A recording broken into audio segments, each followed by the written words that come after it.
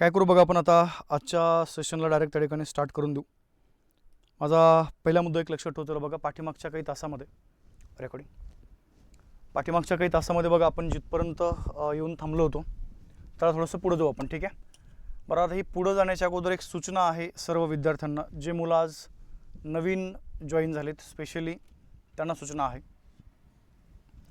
सूचना अशी आहे की तुम्ही काय करा बघा, आता पाठीमागं जेवढं काही आपला कंटेंट त्या ठिकाणी शिकून झालेला आहे, ठीक आहे, बऱ्यापैकी त्या ठिकाणी आपला कंटेंट म्हणजे जेवढे काही आपले प्रकरणं झालेत 2-4 प्रकरणं त्याचे रेकॉर्डेड स्वरूपातले व्हिडिओ तुम्हाला इथे उपलब्ध करून दिले जातील, रेकॉर्डेड झालेले बरं का। आणि आजपासून तुम्ही काय करा, सर्वांनी त्या ठिकाणी लाईव्हमध्ये या ठिकाणी आता कंटिन्यू करा, ठीक आहे। महत्त्वाचा मुद्दा, तुमची एक्झाम जी आहे, एक्झाम कोणतीही असू द्या, मग त्यामध्ये महत्त्वाचा एक पार्ट आहे आपला आणि तो पार्ट लक्षात ठेवायचा बघा, हिस्ट्री जिओग्राफी महत्त्वाचा कंटेंट आहे। आणि ह्याच महत्त्वाच्या कंटेंटबद्दल आपण त्या ठिकाणी मागच्या बऱ्याचशा दिवसापासून चर्चा पण करतोय, चर्चा करत आलोय। परंतु आजच्या या भागामध्ये आपल्याला अशा व्यक्तीबद्दल माहिती घ्यायची जो व्यक्ती सगळ्यात महत्त्वाचा आहे आणि तो व्यक्ती बघा बंगालचा गव्हर्नर जनरल होता। म्हणजे सुरुवातीला मी तुम्हाला सांगितलं होतं आपल्याला बंगालचे गव्हर्नर आपण पाठीमागच्या काही तासामध्ये कव्हर केले, नंतर आपण बंगालचे गव्हर्नर जनरल, भारताचे गव्हर्नर जनरल, भारताचे व्हाईसरॉय आणि त्याचा पुढचा भाग आहे बघा तुमचे स्वतंत्र भारताचे गव्हर्नर जनरल, अशा सर्व व्यक्तींच्याबद्दल आपल्याला काय करायचं बघा या तासामधून त्या ठिकाणी माहिती या ठिकाणी घ्यायची, ठीक आहे। फक्त सूचना अशी आहे म्हणजे तुमची त्या ठिकाणी गोंधळ उडायला नको, गोंधळ यामुळे उडायला नको की बरेचसे मुलं म्हणतात सर कारण की आता बरेचसे मुलं आज नवीन जॉईन झालेत, ओके, मग तुम्हाला असं नको वाटलं की डायरेक्ट इथून पुढे सुरू झालं काय, अशातला काय भाग नाही। अजून एक वाक्य माझं रिपीट करतो मी, जे मुलं नवीन जॉईन झालेत त्यांनी आजपासून पुढे कंटिन्यू करा। जो आपला झालेला भाग आहे तो तुम्हाला रेकॉर्डेड फॉर्मॅटमध्ये उपलब्ध करून दिला जाईल आणि जसा आपल्याला वेळ भेटेल तो रिपीट आपण काय करू बघा, त्याचं रिव्हिजन तुम्हाला मी देऊन टाकेल, ठीक आहे। म्हणजे रेकॉर्डेड स्वरूपामध्ये पण तुम्हाला तो पाहता येईल आणि फर्स्ट ट्रॅकमध्ये आपण काय करू, एकदा आपलं टायमिंगचं मॅनेज करू आणि मॅनेज करून तो भाग तुम्हाला मी रेकॉर्डेड फॉर्मॅटमध्ये उपलब्ध करून देतो। आता चला आपण येतो आपल्या मुख्य भागाकडं। पाठीमागच्या काही तासामध्ये मी तुम्हाला कॉर्नवॉलिसबद्दल माहिती बरीचशी या ठिकाणी सांगितलेली आहे। आजच्या या लेक्चरमध्ये आपल्याला काय करायचं बघा, एक नवीन व्यक्तीबद्दल माहिती घ्यायची जो आपल्यासाठी सगळ्यात महत्त्वाचा आहे आणि त्या व्यक्तीचं नाव लक्षात ठेवायचं बघा, तर तो व्यक्ती आहे त्या ठिकाणी रिचर्ड वेलस्ली। काय बोलले मी, रिचर्ड वेलस्ली। आता पहिला मुद्दा, जर तुम्ही या वेलस्लीचा जर कालखंड जर बघितला तर 1798 काय बोललो मी, 1798 ते 1805 हा त्यांनी त्याचा एकूण कालखंड आहे कोणाचा बघा, वेलस्लीचा। आता पहिला जर आपण त्या ठिकाणी जर मुद्दा बघितला बघा, तर या कालखंडामध्ये नेमकं आपल्या भारताची एकंदरीत परिस्थिती कशी आहे त्याच्याबद्दल आपण त्या ठिकाणी अभ्यास करूया। किंवा वेलस्ली ज्यावेळेस त्या ठिकाणी बंगालचा गव्हर्नर जनरल म्हणून त्या ठिकाणी भारतामध्ये आल्यानंतर बघा नेमकी भारताची परिस्थिती कशी आहे त्याबद्दल आपण थोडक्यात चर्चा करूया। थोडंसं मी तुम्हाला पार्श्वभूमीबद्दल बोलतो बघा, कशाबद्दल, पार्श्वभूमी। आता एक तर पहिला मुद्दा बघा, वेलस्ली ज्यावेळेस त्या ठिकाणी भारतामध्ये आला होता त्यावेळेस परिस्थिती थोडीशी वेगळी होती बघा। पहिला मुद्दा, परिस्थिती कशी होती, युरोप खंडामध्ये जर तुम्ही गेले युरोप खंडामध्ये तर 2 देश आहेत, ब्रिटन आणि फ्रान्स। आणि फ्रान्स देशाचा एक महत्त्वाचा सेनापती आहे बघा, ज्या सेनापतीचं त्या ठिकाणी नाव लक्षात ठेवा, नेपोलियन। काय बोललो मी, नेपोलियन। आता झालंय काय, युरोप खंडामध्ये या नेपोलियननी ब्रिटिशांच्या बऱ्याचशा ज्या वसाहती आहेत त्या वसाहती काय केल्या बघा, त्या ठिकाणी जिंकून घेतल्या आणि ब्रिटिशांच्या बऱ्याचशा वसाहती नेपोलियननी त्या ठिकाणी जिंकून घेतल्यामुळं एकंदरीत आपण जर बघितलं बघा की नेपोलियन आता ह्या वसाहती जिंकून घेऊन सरळ भारतामध्ये या ठिकाणी त्या भारतातल्या ब्रिटिशांच्या ज्या काही वसाहती आहेत त्या वसाहती जिंकण्याच्या तयारीत आहे। आणि भारतातले महत्त्वाचे 2 संस्थानिक, त्यापैकी पहिले आहेत बघा मैसूर संस्थानिक टिपू सुलतान आणि सेकंड लक्षात ठेवायचं बघा निजामचा जो संस्थानिक आहे बघा, त्याला आपण सालर जंग म्हणूया। हे दोघं जण सध्याला त्या नेपोलियनच्या संपर्कात आहेत। म्हणजे आता पहिला भाग एक तर सरळ वेलस्ली त्या ठिकाणी भारतामध्ये आलाय आणि वेलस्ली भारतामध्ये आल्यानंतर अशी परिस्थिती समोर येऊन थांबलेली आहे की भारतातले संस्थानिक डायरेक्ट नेपोलियनच्या संपर्कात आहेत। आणि या नेपोलियननी काय केलं माहिती आहे का, नेपोलियननी ब्रिटनमध्ये बरंचसं आपण ज्याला म्हणूया त्या ठिकाणी सरळ ब्रिटिशांच्या बऱ्याचशा वसाहती जिंकून घेतलेल्या आहेत। मग आता एकंदरीत त्या नेपोलियनच्या आक्रमणाची भीती भारतावरती आहेच, तो भाग वेगळा। मग आता वेलस्ली ज्यावेळेस त्या ठिकाणी बंगालचा गव्हर्नर जनरल म्हणून आला त्यावेळेस एकंदरीत आपण जर बघितलं बघा त्याच्यासमोर नेमकं उद्दिष्टे कोणती होती, आपण त्या उद्दिष्टाबद्दल चर्चा करूया। त्यासमोर पहिलं त्याचं उद्दिष्ट आहे की भारतामधून नेपोलियन जो आहे की जे भारतातले बरेचसे संस्थानिक त्याच्या संपर्कात आहेत, या नेपोलियनचा प्रभाव कमी करणे हे सगळ्यात महत्त्वाचं उद्दिष्ट या ठिकाणी वेलेस्ली समोर आहे बघा. काय बोललो मी? प्रभाव कमी करणे. सेकंड मुद्दा, भारतामध्ये ही जी कंपनी आहे या कंपनीचा राजकीय विस्तार करणे हा एक सगळ्यात महत्त्वाचा मुद्दा आहे. काय करणे बघा? राजकीय विस्तार करणे. आणि सेकंड भाग लक्षात ठेवा, चला इथं भारतामध्ये ब्रिटिश सत्तेचा हा जो काही साम्राज्य विस्तार आहे तो पण करणे. असे महत्त्वाचे 2-4 उद्दिष्ट या ठिकाणी नेपोलियनच्या समोर या वेलेस्ली समोर आहेत. आणि हे उद्दिष्ट समोर ठेवून त्याला काय केलं बघा, त्या ठिकाणी सरळ सरळ बंगालचं गव्हर्नर जनरल हे जे पद आहे ते पद त्या ठिकाणी काय केलं बघा, या भागामध्ये दिले गेलेले आहे. आता एकंदरीत आपण जर बघितलं, कधी कधी काय होतं माहिती आहे का, आपल्याला बऱ्याचदा वेलेस्लीच्या ह्या कार्याबद्दल त्या ठिकाणी परीक्षेमध्ये प्रश्न येतो बघा. तर पहिला माझा एक मुद्दा लक्षात ठेवू, चला मग वेलेस्लीनं या ठिकाणी काय केलंय की इथं नेपोलियनचा प्रभाव कमी करण्यासाठी काय केलं तो एक वेगळा मुद्दा. आणि राजकीय विस्तार त्यांनी आपल्या भारतामध्ये कंपनीचं केलेलं आहे. मी तुम्हाला माझ्या पाठीमागच्या लेक्चरमध्ये बोललो होतो की भारतामध्ये प्रशासकीय व्यवस्थेचा पाया कोणत्या बोललो मी? प्रशासकीय. थोडासा पाठीमागचा जर तुम्ही लेक्चर बघितलं तर तुमच्या त्या गोष्टी लक्षात येतील बघा. भारतामध्ये प्रशासकीय जी व्यवस्था आहे त्या व्यवस्थेचा पाया घातला बघा वॉरेन हेस्टिंगने. कोणी बघा? वॉरेन हेस्टिंगने. आणि त्या पायाचा किंवा तो पाया त्या ठिकाणी अधिक भक्कम कोणी केला? लॉर्ड कॉर्नवॉलिसने. तसं भारतामध्ये ही जी राजकीय व्यवस्था आहे या राजकीय व्यवस्थेचा पाया जर कोणी घातला असेल तर कोणी घातला बघा? या वेलेस्लीने घातलेला आहे. आणि तो पाया नंतरच्या कालखंडामध्ये भक्कम कोणी केला तर त्या व्यक्तीचं नाव लक्षात ठेवा, लॉर्ड हेस्टिंग नाव लक्षात ठेवा. काय बोललो बघा? लॉर्ड हेस्टिंग यांनी हा पाया त्या ठिकाणी अधिक भक्कम केलेला आहे. मग माझा पहिला मुद्दा, जर भारतामधून त्या ठिकाणी नेपोलियनचा प्रभाव कमी करायचा आहे. सेकंड मुद्दा, भारतामध्ये या ठिकाणी कंपनीचा राजकीय विस्तार करायचा आहे आणि कंपनीचा काय करायचं बघा, त्या ठिकाणी साम्राज्य विस्तार करायचा आहे. तर त्यासाठी त्याची दहशत भारतामध्ये असणं आवश्यक आहे. कोणाची बघा? वेलेस्लीची. आणि मग ज्यावेळेस या वेलेस्लीला बंगालचा गव्हर्नर जनरल म्हणून त्या ठिकाणी नियुक्त केलं बघा 1798 मध्ये, इथं नियुक्त केल्याबरोबर वेलेस्लीने काय केलं, आल्याबरोबर त्यांनी एक बंदूक घेतली आणि बंगालमधले 5-6 जे सिंह आहेत ह्या सिंहाची काय केली बघा, त्या ठिकाणी हत्या करून टाकली. म्हणजे पहिला एक भाग लक्षात ठेवला. याचं मत असं आहे की बंगालमध्ये आता एकही सिंह जिवंत राहणार नाही, फक्त एकमेव सिंह असेल तो म्हणजे कोण? मी, म्हणजे रिचर्ड वेलेस्ली. आणि त्यांनी स्वतःला एक नाव लावून घेतलं आणि ते नाव लक्षात ठेवला बंगालचा सिंह किंवा बंगालचा आपण त्याला या ठिकाणी सिंह म्हणूया. मग तुम्हाला कधी कधी असा परीक्षेमध्ये प्रश्न येतो की खालीलपैकी कोणत्या ब्रिटिश अधिकाऱ्याला किंवा त्या ठिकाणी कोणत्या गव्हर्नर जनरलला बंगालचा सिंह मानायचे? तर आपलं उत्तर पाहिजे बघा, हा जो रिचर्ड वेलेस्ली आहे त्याला आपण काय म्हणतो बघा, त्या ठिकाणी बंगालचा सिंह असं म्हणतो. ठीक आहे. मग आता एकंदरीत आपण जर बघितलं, मी तुम्हाला मगाशी बोललो कंपनीचा राजकीय विस्तार करणे, ठीक आहे, आणि सेकंड तुम्हाला बोललो बघा त्या ठिकाणी साम्राज्य विस्तार.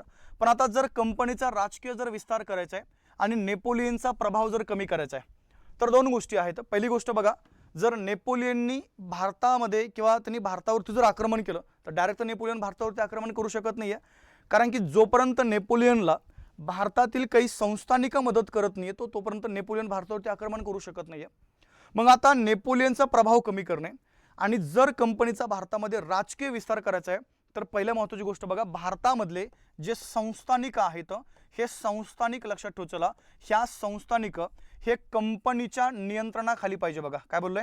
कंपनीच्या नियंत्रणाखाली या ठिकाणी हे संस्थानिक असणं आवश्यक आहे.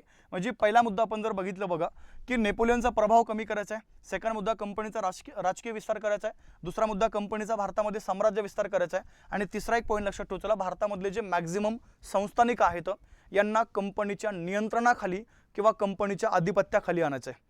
ह्या सर्व उद्दिष्टांचा विचार करून काय केलं बघा, नेपोलियनला या ठिकाणी भारतामध्ये आपण ज्याला म्हणूया गव्हर्नर जनरल म्हणून काय केलं बघा, त्या ठिकाणी बंगालचा गव्हर्नर जनरल म्हणून या नेपोलियनला भारतामध्ये पाठवलं गेलं. हा एक वेगळा भाग आपल्याला या ठिकाणी माहीत असणं आवश्यक आहे. आता सेकंड जर आपण मुद्दा बघितला, पहिला भाग अजून एक लक्षात ठेवला बघा, आपल्याला काय करायचंय सरळ सरळ मग किंवा हा नेपोलियन ज्यावेळेस त्या ठिकाणी भारतामध्ये आला गव्हर्नर जनरल म्हणून बंगालमध्ये आल्याबरोबर तुम्हाला बोललो त्यांनी काय केलं बघा, त्या बंगालमधल्या जवळजवळ 5 ते 6 जे सिंह होते त्यांची हत्या करून टाकली.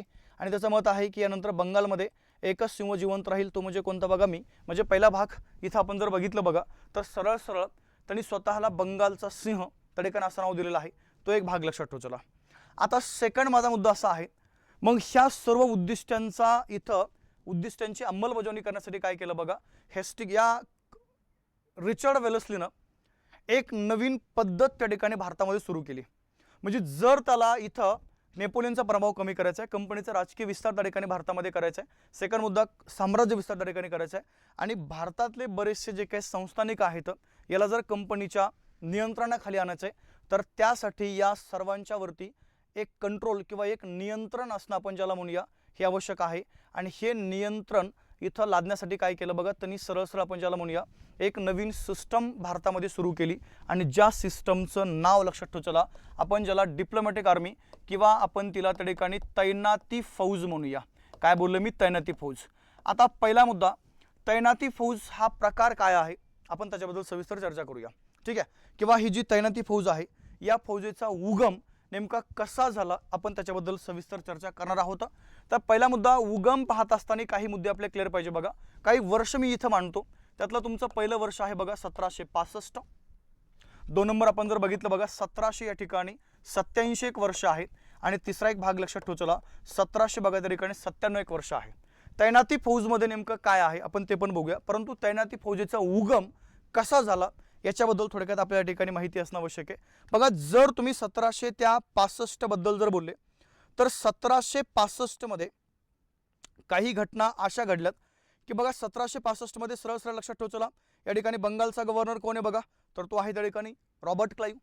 मग या रॉबर्ट क्लाइव्हने काय केलं बघा, इथं अवधचा जो नवाब आहे, अवधचा नवाब, या अवधच्या नवाबासोबत एक तह केला होता ज्याला आपण अलाहाबादचा तह म्हणतो बघा, पाठीमागे बघितलं आपण, ठीक आहे। हा काय होतं रे, काय प्रॉब्लेम आहे तुमचा GS बॅच, हा प्रॉब्लेम सॉल्व करा, कोणता रे बाबा, हा आवाज येतोय का मला सांगा, आवाज येतोय का एकदा कमेंट करून सांगा।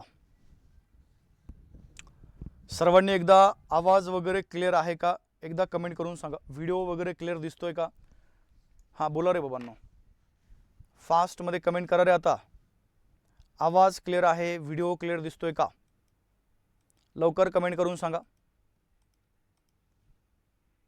आवाज क्लिअर आहे, लवकर कमेंट करा।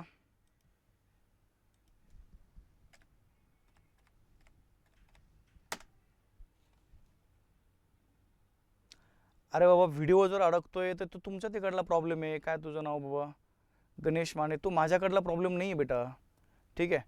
तुमच्याकडं कधी पण एक गोष्ट लक्षात ठेवतो, तुम्हाला एक सिंपल गोष्ट बोलतो मी, म्हणजे तुम्हाला ते नंतर तो प्रॉब्लेम येणार नाही आहे। बघा एक गोष्ट तुम्हाला कन्फर्म माहीत पाहिजे, मध्ये मध्ये स्क्रीन ऑफ होत आहे, कुठं होते स्क्रीन ऑफ, एकदाही होत नाही आहे, स्क्रीन ऑफ होत नाही आहे,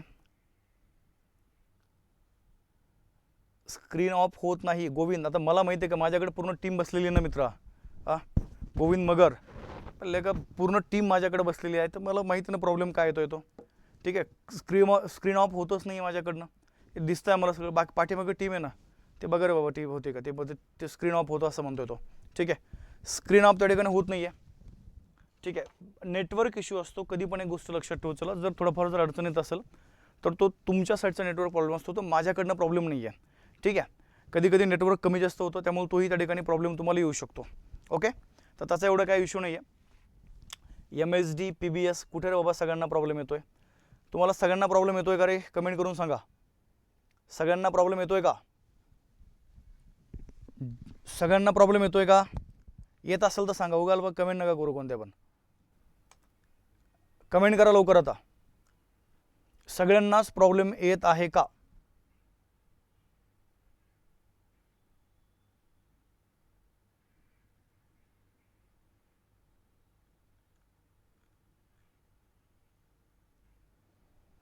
अरे गोविंद तू कसं रे बाबा, सगळ्यांनाच प्रॉब्लेम येतो का, तू हो म्हणतोय, अरे तुला येतो बेटा, बाकीच्या लोकांना नसेल येत ना, तुझा नेटवर्क इश्यू असेल, थोडंफार समजून घे ना बेटा, ठीक आहे। कधी कधी काय होतं, एक तुम्हाला सिंपल गोष्ट मी सांगतो, मला सांगा तुम्ही जर यूट्यूबवरती एखादा व्हिडिओ पाहताय, बरोबर आहे की नाही, आणि तो व्हिडिओ जर मध्येच अडकला तर काय होतं मला सांगा, समजून घ्यायचं आपल्याकडे काहीतरी नेटवर्क इश्यू आहे, बरोबर आहे की नाही। बाकीचं तर कोणाचं अडकळत नाही बाबा, तुमचंच कसं मला काही कळत नाही, कसं काय बोलतो तुम्ही अडकलताय, बोला लवकर।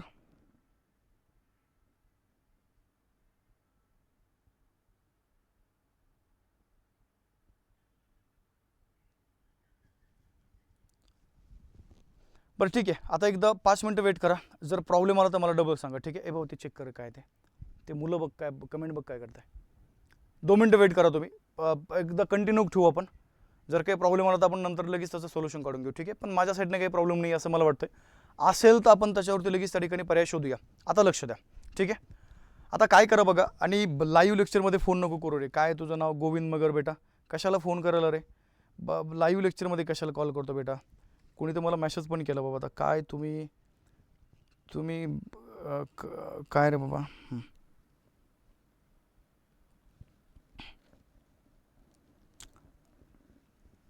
तुमच्याकडे डायरेक्ट एखादं मंत्रीपद द्यायला पाहिजे. बरोबर की नाही. तुम्ही बरोबर प्रॉपर सरकार चालवतो, काळजी घ्यायची काही गरजच नाही बाकीचे लोक. बरं चला लक्ष द्या, मेन पॉईंट आपण त्या ठिकाणी बघूया. 1765 मध्ये काय केलं माहिती आहे का, मी तुम्हाला तैनाती फौजेच्या उगमाबद्दल बोलतोय बघा. 1765 मध्ये या ठिकाणी अवधचा नवाब जो आहे, त्या अवधच्या नवाबासोबत काय केलं बघा, त्या रॉबर्ट क्लाइव्हने असा एक तह केला, त्या अलाहाबादच्या तहानुसार. सरळ पहिला भाग लक्षात ठेवला. यानंतर अवध हे जे राज्य आहे, या अवध राज्याचं संरक्षण हे कोण करेल बघा त्या ठिकाणी, हे करेल त्या ठिकाणी ब्रिटिशांचं सैन्य किंवा ब्रिटिश जी आर्मी आहे, ही ब्रिटिश आर्मी काय करेल त्या ठिकाणी अवध या राज्याचं संरक्षण करेल. आणि त्या मोबदल्यामध्ये अवधचा जो नवाब आहे तो ब्रिटिशांना काय करेल बघा त्या ठिकाणी पैसा देईल, किंवा आपण ज्याला म्हणूया त्या सैनिकांना पगार वगैरे देऊन टाकेल. म्हणजे पहिला भाग 1765 मध्ये ही अशा एक प्रकारची अट जी आहे, ही अट काय केली बघा त्या ठिकाणी, सरळ आपण ज्याला म्हणूया, ही त्या अवधच्या नवाबावरती टाकली गेली की इथं अवधचं आता संरक्षण ही ब्रिटिश आर्मी करेल. आणि त्याच्या मोबदल्यामध्ये या अवधच्या नवाब त्या सैनिकांना काय करेल बघा, पैसा किंवा थोडाफार आपण ज्याला म्हणूया रकमेचा प्रदेश जो आहे तो प्रदेश त्या ठिकाणी देऊन टाकेल. हा झाला पहिला मुद्दा. आता सेकंड आपण जर भाग बघितलं बघा, सरळ त्या ठिकाणी 1787 मध्ये आपल्या या कंडिशनमध्ये बंगालचा गव्हर्नर जनरल आहे बघा, लॉर्ड कॉर्नवालिस. काय बोललो मी, लॉर्ड कॉर्नवालिस. या लॉर्ड कॉर्नवालिसने काय केलं माहिती आहे का, पुन्हा त्या ठिकाणी एक कर्नाटकचा नवाब आहे बघा, काय बोललो त्या ठिकाणी कर्नाटक. आता पहिला आपण जर भाग बघितला तर हा जो काही कर्नाटकचा नवाब आहे, या कर्नाटकच्या नवाबासोबत असा एक त्या ठिकाणी तह केला की ज्या तहाने हा जो नवाब आहे, या नवाबाच्या दरबारामध्ये एक ब्रिटिश रेसिडेंट किंवा आपण ज्याला म्हणूया ब्रिटिश अधिकारी जो आहे, हा ब्रिटिश अधिकारी काय करेल बघा त्या ठिकाणी ठेवला जाईल किंवा तो राहील. म्हणजे एकंदरीत आपण जर बघितलं बघा, उगम पाहत असताना पहिला पॉईंट आहे अवधच्या नवाबासोबत त्या ठिकाणी करार केला. या कराराने काय केलं माहिती का, अवधचं पूर्णपणे संरक्षण आता ब्रिटिश आर्मी करेल. दुसरा मुद्दा 1787 मध्ये त्या लॉर्ड कॉर्नवालिसने करार केला कर्नाटकच्या नवाबासोबत, आणि कर्नाटकच्या दरबारामध्ये त्या नवाबाच्या दरबारामध्ये आता काय बघा त्या ठिकाणी इथे एक ब्रिटिश रेसिडेंट जो आहे तो रेसिडेंट त्या ठिकाणी ठेवला जाईल. आणि सेकंड मुद्दा काय झालं माहिती आहे का, पुन्हा 1797 मध्ये इथं आपण जर बघितलं तर एल्जिन हा 1700 कधी बघा त्या ठिकाणी 97 मध्ये सरळ लक्षात ठेवतो बघा, सर जॉन शोर हा बंगालचा गव्हर्नर जनरल आहे. आणि या सर जॉन शोरने काय केलं बघा, कंपनीच्या नियंत्रणाखाली जेवढे काही त्या ठिकाणी संस्थानिक आहेत, माझ्या बोलण्याकडे लक्ष द्या, कंपनीच्या नियंत्रणाखाली जेवढे काही संस्थानिक आहेत त्या संस्थानिकांना एक असं बंधन टाकलं की यानंतर कोणताच संस्थानिक इथं फ्रेंचांसोबत कोणत्याही प्रकारचा संबंध जो आहे हा संबंध त्या ठिकाणी ठेवणार नाही. म्हणजे पहिला भाग आपण जर तैनाती फौजेबद्दल बोललो तर ह्याच 3 अटी महत्त्वाच्या आहेत या फौजेमध्ये, आणि ह्या 3 अटीला एकत्र केलं, त्याच्यामध्ये अजून थोडेफार बदल केले, आणि या सिस्टमला ही सिस्टम राबवली बघा रिचर्ड वेलेस्लीने, आणि त्याला नाव देऊन टाकलं त्या ठिकाणी तैनाती फौज. नाव काय दिलं बघा त्या ठिकाणी, तैनाती फौज. म्हणजे पहिला जर आपण भाग बघितला तर या तैनाती फौजेबद्दल आपण जर चर्चा केली बघा, तर या फौजेच्या अटी कोणत्या कोणत्या आहेत. पहिला मुद्दा, तैनाती फौजेची पहिली अट लक्षात ठेवला. आता ज्या संस्थानिकांनी ही फौज त्या ठिकाणी स्वीकारलेली आहे त्यांच्यावर पहिली अट टाकली गेली बघा. पहिली अट कोणती, की ज्यांनी या ठिकाणी तैनाती फौज स्वीकारली त्यांच्या संस्थानाचं या ठिकाणी जे संरक्षण आहे, हे संरक्षण यानंतर ब्रिटिश आर्मी करेल. कोण करेल बघा, ब्रिटिश आर्मी. आणि त्या मोबदल्यामध्ये तो संस्थानिक त्या ब्रिटिश आर्मीला पगार देईल किंवा तेवढ्या रकमेचा भाग तोडून देईल. मला सांगा 1765 मध्ये क्लाइव्हने अवधच्या नवाबासोबत हेच केलं होतं, बरोबर आहे की नाही. आणि इथं काय केलं बघा, वेलेस्लीने तेच केलेलं, पहिली अट ती टाकली. दुसरी अट लक्षात ठेवतो बघा, ज्या संस्थानिकांनी तैनाती फौज स्वीकारलेली आहे त्या संस्थानिकांच्या दरबारामध्ये एक ब्रिटिश अधिकारी ठेवला जाईल, आणि त्या ब्रिटिश अधिकाऱ्याच्या हातामध्ये त्या संस्थानांचं किंवा तो जो संस्थानिक आहे त्याचं परराष्ट्र खातं असेल. काय बोललो मी, परराष्ट्र. म्हणजे पहिला मुद्दा एक लक्षात ठेवला, आता संस्थानामध्ये ब्रिटिश अधिकारी ठेवला जाईल. म्हणजे 1797 मध्ये कॉर्नवालिसने हे जे काही कर्नाटकचा नवाब आहे त्याच्यासोबत काय केलं तर बघा, त्याच्या संस्थानामध्ये या ठिकाणी सरळ आपण ज्याला म्हणूया एक ब्रिटिश अधिकारी ठेवला होता, बरोबर आहे का नाही. आता पहिला भाग लक्षात ठेवला, इथं पण तेच आहे. ओके. आणि तिसरी एक अट लक्षात ठेवला बघा या तैनाती फौजेची कोणती आहे की ज्या ज्या संस्थानिकांनी तैनाती फौज स्वीकारलेली आहे त्या त्या संस्थानिकांना कंपनीच्या व्यतिरिक्त म्हणजे ब्रिटिश ईस्ट इंडिया कंपनीच्या व्यतिरिक्त इतर कोणत्याही कंपनीसोबत कसल्याही प्रकारचे संबंध जे आहेत हे संबंध त्या ठिकाणी ठेवता येणार नाही. ह्या 3 अटी या ठिकाणी तैनाती फौजेसाठी महत्त्वाच्या आहेत. काय बोललो मी? पहिली अट, ज्या ज्या संस्थानिकांनी ही फौज स्वीकारलेली आहे त्या त्या संस्थानिकांचं आता पूर्णपणे संरक्षण कोण करेल? British army. आणि त्या मोबदल्यामध्ये तो संस्थानिक त्या ब्रिटिश आर्मीला पैसा देईल. बरं, पैसा नसेल तर तेवढ्या रकमेचा भूप्रदेश त्या ठिकाणी तोडून दिला जाईल. दुसरी अट लक्षात ठेवतो, ज्यांनी ही फौज स्वीकारलेली आहे त्यांच्या दरबारामध्ये एक ब्रिटिश अधिकारी ठेवला जाईल. आणि तिसरी अट लक्षात ठेवतो बघा, ज्यांनी ही तैनाती फौज स्वीकारलेली आहे त्यांनी लक्षात ठेवतो त्यांना कंपनीच्या व्यतिरिक्त इतर कोणत्याच कंपनीसोबत या ठिकाणी कोणत्याही प्रकारचे संबंध ठेवता येणार नाही. आता 2 मिनिटं लक्ष द्या, झालंय काय बघा. या तैनाती फौजेने एक तर भारतातले जेवढे काही त्या ठिकाणी संस्थानिक होते ज्यांनी ही फौज स्वीकारली हे संस्थानिक काय आले बघा कंपनीच्या पूर्णपणे नियंत्रणाखाली आले.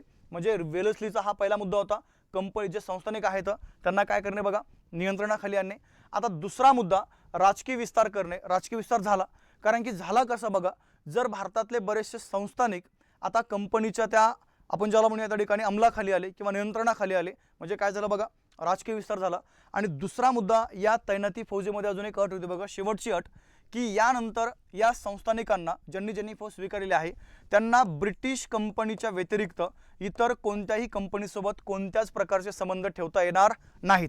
म्हणजे ऑटोमॅटिक काय झालं बघा, जर आता ब्रिटिश कंपनीला ओके म्हणजे जे काही इतर ज्यांनी ही त्या ठिकाणी फौज स्वीकारलेली आहे ज्यांनी ही त्या ठिकाणी फौज स्वीकारलेली आहे त्यांना आता ब्रिटिश कंपनीच्या व्यतिरिक्त इतर कोणत्याच कंपनीसोबत त्या ठिकाणी कोणत्याही प्रकारचे संबंध ठेवता येणार नाही. याचा अर्थ लक्षात ठेवचला झालंय काय, इथं आपोआप त्या ठिकाणी फ्रेंचांचा प्रभाव भारतातला काय झाला बघा या ठिकाणी कमी झाला. तर अशा प्रकारचे सर्व नियम त्या ठिकाणी एकत्र केले आणि एकत्र करून एक पद्धत या ठिकाणी 1798ला या रिचर्ड वेलस्लीनं राबवली आणि त्या पद्धतीला नाव दिलं बघा तैनाती फौज असं नाव दिलं गेलं.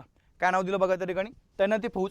म्हणजे पहिला भाग लक्षात ठेवला, जर तुम्हाला एक्झाममध्ये अशा टाईपचे जर प्रश्न विचारले की तैनाती फौज ही त्या ठिकाणी कोणी सुरू केली तर आपलं उत्तर पाहिजे बघा रिचर्ड वेलस्ली यांनी काय केलं या ठिकाणी ही जी तैनाती फौज आहे ती त्या ठिकाणी सुरू केलेली आहे. आता मग आपण जर बघितलं तर तैनाती फौज भारतामध्ये कोणी स्वीकारली बघा, तर तैनाती फौजेचा प्रथम आपण ज्याला म्हणूया स्वीकार 1798 मध्ये हैदराबादचा जो निजाम आहे या निजामावरती केला गेला. ठीक आहे, आता नेमकं याच्यावरच ही प्रथमतः ती तैनाती फौज का लादली गेली बघा. तर माझा पहिला मुद्दा लक्षात ठेवतो, या निजामने काय केलं होतं, जवळजवळ 40,000 काय बोललो मी 40,000 फ्रेंच सैनिक या ठिकाणी त्या हैदराबादमध्ये आणून ठेवले होते. म्हणजे पहिला जर मुद्दा आपण जर बघितलं तर ताबडतोब जर या निजामावरती या तहाचा किंवा ही जी आपण ज्याला म्हणूया ही जी तैनाती फौज आहे ती जर लादली नसती तर लक्षात ठेवतो निजामने या फ्रेंचांच्या मदतीनं ब्रिटिशांची सत्ता भारतातून हाकलून लावली असती. म्हणून काय केलं माहिती आहे का, सर्वात प्रथमतः या ठिकाणी तैनाती फौजेचा तह कोणासोबत केला तर या हैदराबादच्या निजामसोबत केलेला आहे 1798 मध्ये. त्यानंतर आपण जर 2 नंबर जर बघितलं बघा 1799 मध्ये एक तंजावरचा राजा आहे यांनी पण काय केले बघा ही त्या ठिकाणी फौज स्वीकारलेली आहे. त्यानंतर पुन्हा भाग लक्षात ठेवतो 1799 मध्ये जे आपलं मैसूर राज्य आहे बघा, कोणतं बोललंय मैसूरमध्ये टिपू सुलतान 1799 मध्ये टिपू सुलतान श्रीरंगपट्टणमच्या युद्धामध्ये मारले गेले आणि श्रीरंगपट्टणमच्या युद्धामध्ये टिपू सुलतान मारल्या गेल्यानंतर ओके मूळ या ठिकाणी जे वाडियार घराणं आहे त्यांच्याकडे त्या ठिकाणी ती सत्ता दिली गेली आणि त्यांच्यासोबत त्या ठिकाणी तैनाती फौज तह केला बघा 1799 मध्ये मैसूर यांनी स्वीकारली. त्यानंतर आपण जर बघितलं बघा 1800 मध्ये जे बडोद्याचे गायकवाड आहेत बडोदा आपण ज्याला म्हणूया यांनी काय केलंय या तहाचा स्वीकार केलेला आहे बडोदा. त्यानंतर आपण जर बघितलं बघा 1801 मध्ये कर्नाटकचा जो नवाब आहे यांनी पण काय केलं बघा ही तैनाती फौज त्या ठिकाणी स्वीकारलेली आहे.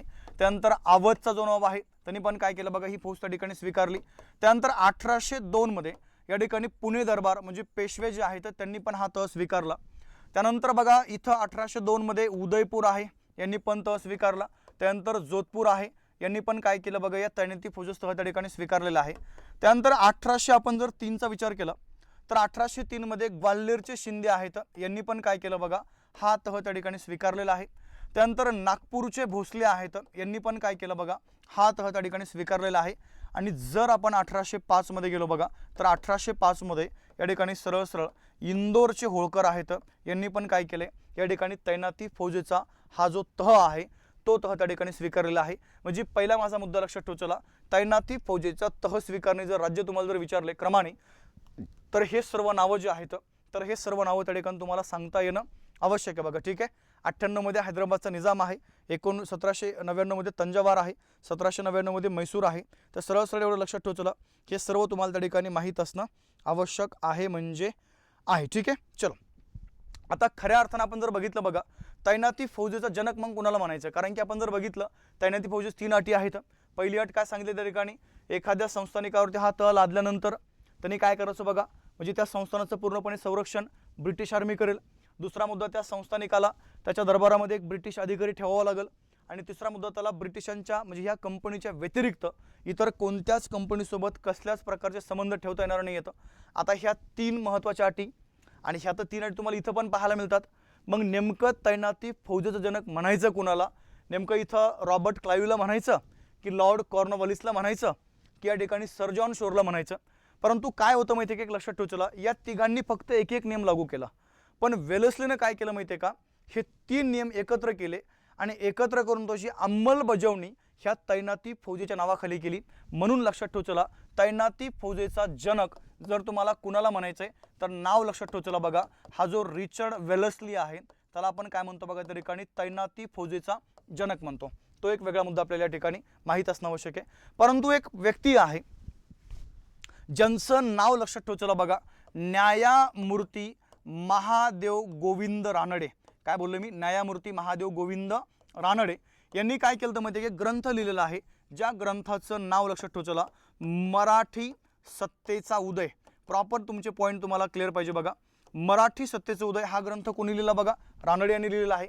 आणि या ग्रंथामध्ये काय केलं माहिती आहे का, रानडेंनी एक स्टेटमेंट केलेलं आहे आणि ते स्टेटमेंट लक्षात ठेव, चला रानडेंच्या मते तैनाती फौजेचे खरे जनक हे जर कोण असतील तर लक्षात ठेव, चला बघा त्या ठिकाणी सरळ सरळ काय बोललोय, हे मराठी आहेत असा त्या ठिकाणी आपण ज्याला म्हणूया एक जो त्या ग्रंथामध्ये त्यांनी उल्लेख केलेला आहे।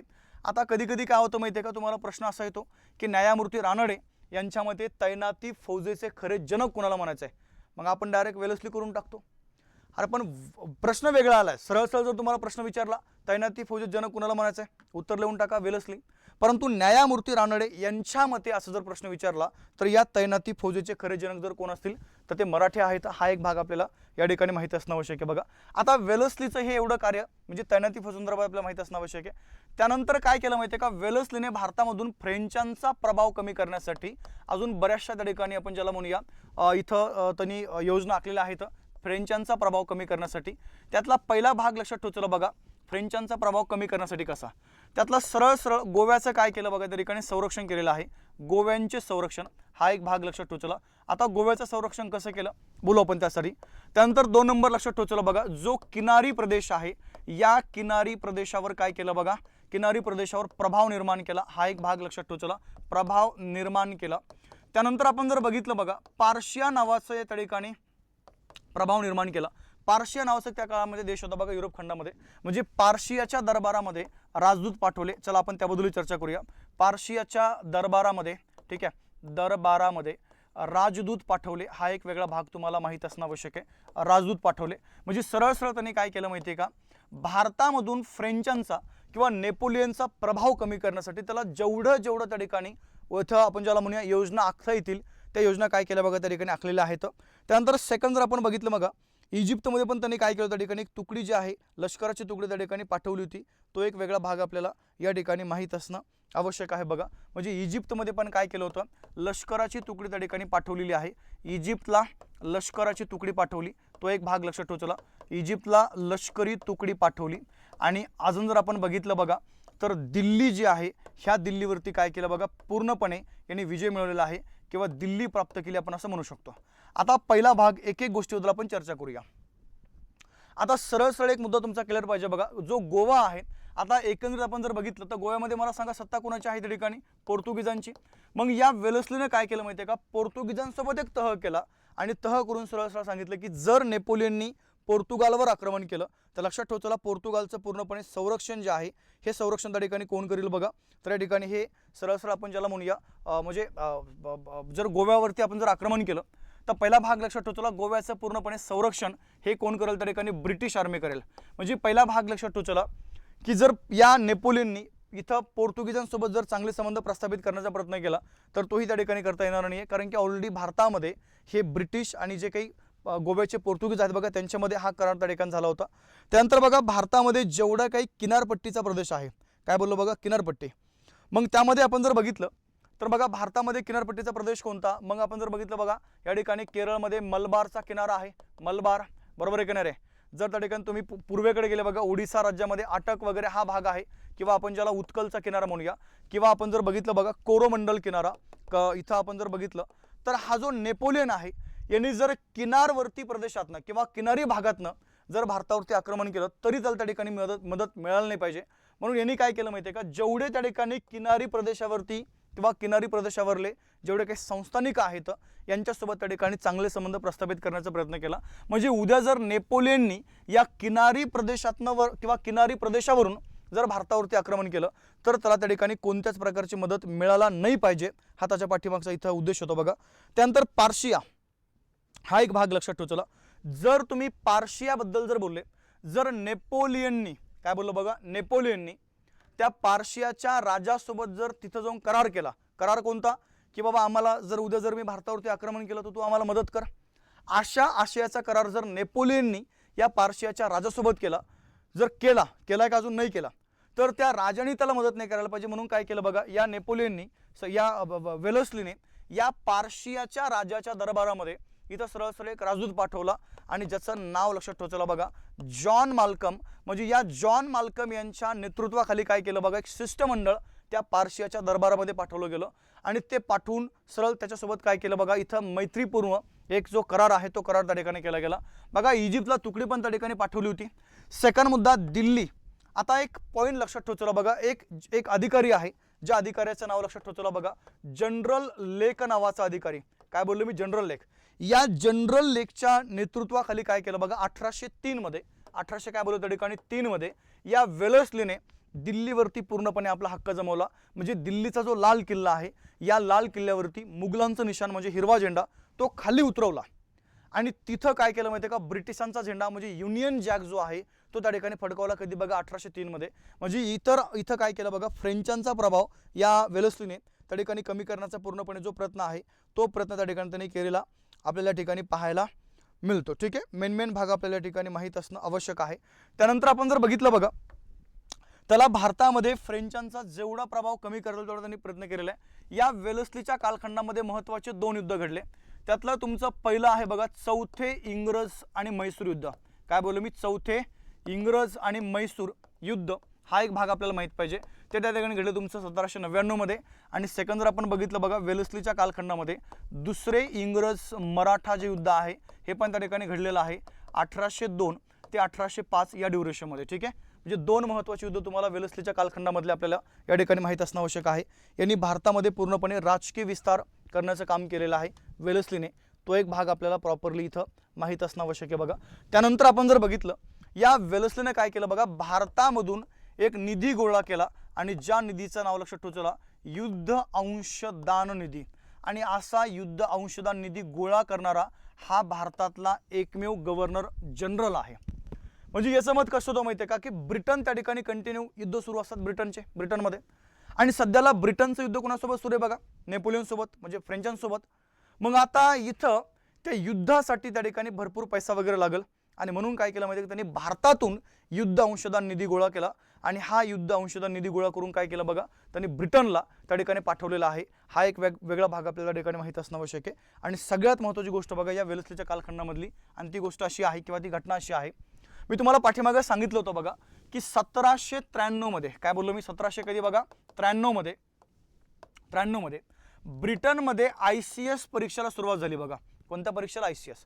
मग आता ICS परीक्षेला सुरुवात झाली, मग ICS पास होऊन जे आता त्या ठिकाणी अधिकारी भारतामध्ये येत आहे, काय बोललो बघा, जे अधिकारी भारतामध्ये येत आहे पण त्यांना भारताबद्दल काहीच माहीत नाही आहे.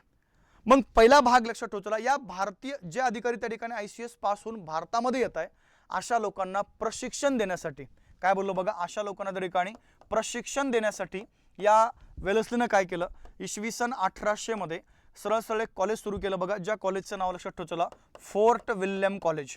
काय बोललो मी, फोर्ट विल्यम कॉलेज हे त्या ठिकाणी सुरू केलेलं आहे, किंवा त्याला कधी कधी बघा कलकत्ता फोर्ट विल्यम कॉलेज असंही बोललं जातं. हा एक वेगळा मुद्दा आपल्याला या वेलस्लीच्या कालखंडामधला माहीत असणं आवश्यक आहे. माझ्या मते वेलस्लीबद्दल जनरली आपल्याला एवढी माहिती एक्झामसाठी विचारली जाते, जी आपल्याला कन्फर्म त्या ठिकाणी माहीत असणं आवश्यक होतं म्हणजे होतं. ठीक आहे, चलो 1798 तुम्ही तुम्हाला 1805 बद्दल वेलस्लीचा पूर्णपणे कालखंड सांगितलेला आहे. मेन घटना लक्षात ठेवा चला, आपण त्याला तैनाती फौजेचा जनक म्हणतो. त्यानंतर सेकंड मुद्दा आपण काय केलं बघा, त्याला बंगालचा सिंह अशी पण त्या ठिकाणी उपाधी दिलेली आहे.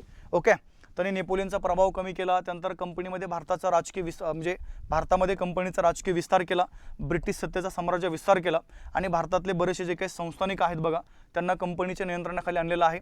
त्यासाठी त्यांनी ही तैनाती फौज लागू केली.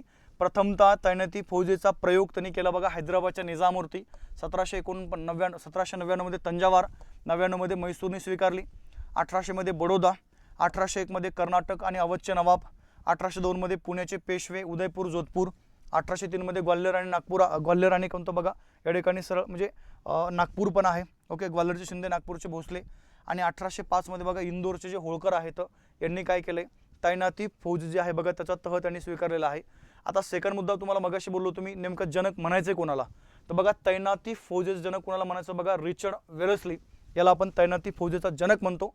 पण जर प्रश्न जर असा विचारला की न्यायमूर्ती महादेव गोविंद रानडे यांच्या मते तैनाती फौजेचे खरे जनक कोण, तर आपलं उत्तर काय पाहिजे बघा त्या ठिकाणी, इथं सरळ सरळ मराठे हे आपलं उत्तर पाहिजे, कारण की त्यांनी मराठी सत्तेचे उदय या ग्रंथामध्ये ते स्टेटमेंट त्या ठिकाणी करून ठेवलेलं आहे. इतर गोष्टीमध्ये आपण जर बघितलं बघा, या वेलस्लीने गोव्याचं काय केलं बघा त्या ठिकाणी संरक्षण केलेलं आहे. ओके, त्यानंतर किनारी प्रदेशावरती पूर्णपणे आपला प्रभाव निर्माण केला. पार्शियाच्या दरबारामध्ये जॉन माल्कमच्या त्या नेतृत्वाखाली एक शिष्टमंडळ पाठवलं. त्यानंतर बघा इजिप्तला एक लष्करी तुकडी पाठवली. त्यानंतर बघा जनरल लेकच्या नियंत्रणाखाली दिल्लीवरती पूर्णपणे कब्जा मिळवला. म्हणजे आपण जर बघितलं तर सरळ बघा दिल्लीचा आपण जर विचार केला बघा तर त्या ठिकाणी सरळ जनरल लेकनी काय केलंय, त्या मुघलांचा ज्या ठिकाणी जे काही झेंडा आहे तो खाली उतरवला आणि ब्रिटिशांचा युनियन जॅक जो आहे तो काय केला बघा त्या ठिकाणी फडकवलेला आहे. तो एक वेगळा मुद्दा आपल्याला माहीत असणं आवश्यक आहे. त्यानंतर आपण जर बघितलं तर त्यांनी युद्ध अंशदान निधी पण त्या ठिकाणी गोळा केलेला आहे. आणि 1800 मध्ये काय केलं बघा, कलकत्त्याला या ठिकाणी ICS परीक्षा पास होऊन जे अधिकारी येत आहे त्या अधिकाऱ्यांसाठी काय केलं बघा, फोर्ट विल्यम जे कॉलेज आहेत ते कॉलेज पण त्या ठिकाणी काय केलं, यांनी सुरू केलेलं आहे. आणि वेलस्लीच्या कालखंडामध्ये 2 युद्ध घडले. चौथं इंग्रज म्हैसूर युद्ध 1799 मध्ये आणि 1802 ते 1805 मध्ये दुसरं इंग्रज मराठा युद्ध. आता या रिचर्ड वेलस्लीच्या नंतर अजून एक व्यक्ती आला बघा गव्हर्नर जनरल म्हणून, ज्याचं नाव लक्षात ठेवा चला, लॉर्ड कॉर्नवॉलिस नावाचा अधिकारी. काय बोललो मी, लॉर्ड कॉर्नवॉलिस. आता जर तुम्ही या कॉर्नवॉलिसचा जर कालखंड बघितला 1805 आहे, परंतु आता याचा हा दुसरा कालखंड होता, कारण की याच्या पूर्वी पण तो आला होता. परंतु बॅड लक लक्षात ठेवा चला बघा, इथं सेकंड टर्ममध्ये तो आल्यानंतर लगेच काय झालं बघा, त्याचा मृत्यू झाला गाझियाबादमध्ये. मृत्यू कुठं झाला बघा त्या ठिकाणी, गाझियाबादमध्ये. म्हणजे पहिला एक भाग लक्षात ठेवा चला. आता इथं मुद्दा आहे त्याचा मृत्यू नेमका कशामुळे झाला, तर बघा त्याला झालता कॉलरा हा रोग. कोणता बोलले, कॉलरा. म्हणजे कॉलराच्या साथीने काय झालं बघा, गाझियाबादला त्याचा त्या ठिकाणी मृत्यू झाला. आणि गाझियाबादला काय बघा, त्याची त्या ठिकाणी समाधी जी आहे ही समाधी त्या ठिकाणी बांधलेली आहे भारतीय लोकांनी. म्हणजे तुम्हाला कधी कधी असा पण प्रश्न येऊ शकतो की भारतामध्ये समाधी असणारा एकमेव ब्रिटिश गव्हर्नर जनरल कोणता, एकमेव आहे बरं का, एकमेव, दुसरा कोणीच नाहीये, एकमेव आहे समाधी असणारा, तर कोणता बघा त्या ठिकाणी कॉर्नवॉलिस आहे. 1805 मध्ये गाझियाबादला काय केलं बघा, त्याची समाधी जी आहे ती समाधी त्या ठिकाणी बांधलेली आहे. ठीक आहे, हा एक भाग आपल्याला या ठिकाणी माहिती असणं आवश्यक आहे. आता या कॉर्नवॉलिसच्या नंतर पुन्हा काय झालं बघा, अजून एक व्यक्ती आला, ज्या व्यक्तीचं नाव लक्षात ठेवा चला, सर जॉन बार्ली नावाचा अधिकारी. काय बोललो मी, सर जॉन बार्ली. आता ह्या बार्लीचा आपण जर कालखंड बघितला 1805 ते 1800 त्या ठिकाणी 7 हाताचा कालखंड आहे. 5 ते किती बघा, 7. मग आता या ड्युरेशनमध्ये, या बार्लीच्या कालखंडामध्ये भारतामध्ये कोणत्या कोणत्या घटना घडल्या आपण त्याच्याबद्दल सविस्तर बोलूया. पण तत्पूर्वी बघा, जे मुलं नवीन आहेत त्यांनी टेलिग्राम चॅनल जॉईन करून ठेवा, history by Amol sir. Okay, या टेलिग्रामवरती PDF ज्या आहेत ह्या तुम्हाला शेअर केल्या जातील, किंवा तुमचे जे व्हॉट्सअप ग्रुप आहेत तिथं पण त्या ठिकाणी PDF शेअर केल्या जातील. 2 मिनटं माझ्या बोलण्याकडे लक्ष द्या. वारंवार तुम्ही PDF बद्दल बोलताय, हे मला पण त्या ठिकाणी माहीत आहे, थोडंसं लेट होत आहे. परंतु टेक्निशियनचा प्रॉब्लेम असल्यामुळं आता त्या ठिकाणी DTP ऑपरेटर आलेले आहेत. PDF काम जोरात चालू आहे. पुढच्या 2 किंवा 3 दिवसामध्ये तुम्हाला PDF तुमच्या त्या ग्रुपवरती मिळून जातील, काही काळजी करू नका. ठीक आहे, आता इतके दिवस तुम्ही दम काढलेला आहे, अजून 2-3 दिवसांनी काही त्या ठिकाणी फरक पडणार नाही माझ्या मते.